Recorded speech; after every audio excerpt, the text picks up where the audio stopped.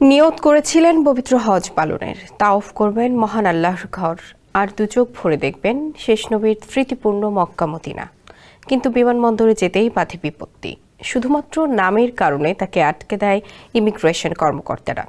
এমনকি বিমানের পাইলটও তাকে নিতে অস্বীকৃতি জানান। তবে তিনি দৃঢ়ভাবে বিশ্বাসী, মহান আল্লাহ নিশ্চয়ই তার খাস নিয়ত কবুল করবেন। কিন্তু তাকে ছাড়াই উড়াল দেয় ফ্লাইট। অবশ্য মক্কায় অবতরণ করতে পারেনি বিমানটি। ফিরতে হয় যান্ত্রিক ত্রুটির কারণে।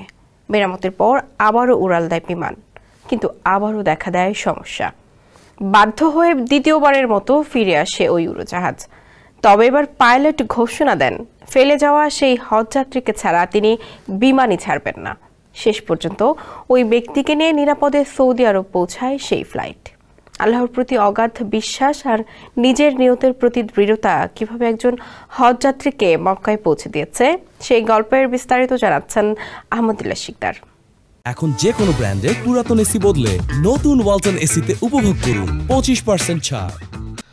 এই গল্প আসলে আমের আল মাহদি মনসুর আল গাদ্দাফি নামের এক হজ যাত্রীর, কিন্তু তা রূপকথার চেয়ে কোনো অংশে কম নয়। মহান আল্লাহর প্রতি তার ঈমান ও বিশ্বাস এতটাই দৃঢ় ছিল যে শেষ পর্যন্ত তার বলেই পবিত্র নগরীতে পা রাখতে পেরেছেন তিনি। অথচ লিবিয়ার এই যুবককে শুরুতে নিতেই চাননি বিমানের পাইলট। বিমানবন্দরে গিয়ে নামের কারণে শুরু হয় এই বিপত্তি। বিমানবন্দরের কর্মকর্তারা আল গাদ্দাফি নামের কারণে আমেরকে আটকে দেন। লিবিয়ায় দশকেরও বেশি সময় ধরে গৃহযুদ্ধ চললেও অনেক সিস্টেমে আল গাদ্দাফির নামটার উপর নিষেধাজ্ঞা রয়েই গেছে। আমেরের সঙ্গে যাওয়া সবাই ফ্লাইটে উঠলেও তাকে আটকে রাখা হয় কাউন্টারে। তার শত অনুরোধ সত্ত্বেও বিমানের ক্যাপ্টেন আমেরকে নিতে অস্বীকৃতি জানান। কিন্তু আল্লাহর প্রতি অবিচল বিশ্বাস থাকা আমের জানান, হজের উদ্দেশ্যেই তিনি বের হয়েছেন, সেটা না করে ঘরে ফিরবেন না তিনি। কিছুক্ষণ পর বিমানে কারিগরি ত্রুটি দেখা দেয়, ফিরতে বাধ্য হয় ফ্লাইটটি। সামান্য কিছু মেরামতের পর আবারও উড়াল দেয় সেই বিমান, কিন্তু ফের দেখা দেয় সমস্যা।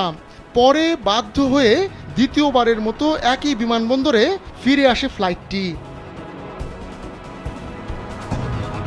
যাত্রী ও ক্রুরা জানান, এরপরই বিমানের ক্যাপ্টেনের মন গলে যায়। তিনি শপথ করে বলেন, আমের এই ফ্লাইটে না উঠলে তিনি বিমানই ছাড়বেন না।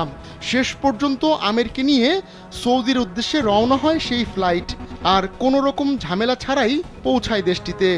আমেরের এই গল্প সোশ্যালে ছড়িয়ে পড়তেই অনেকে বলছেন, আল্লাহ তার খাস নিয়ত কবুল করেছেন।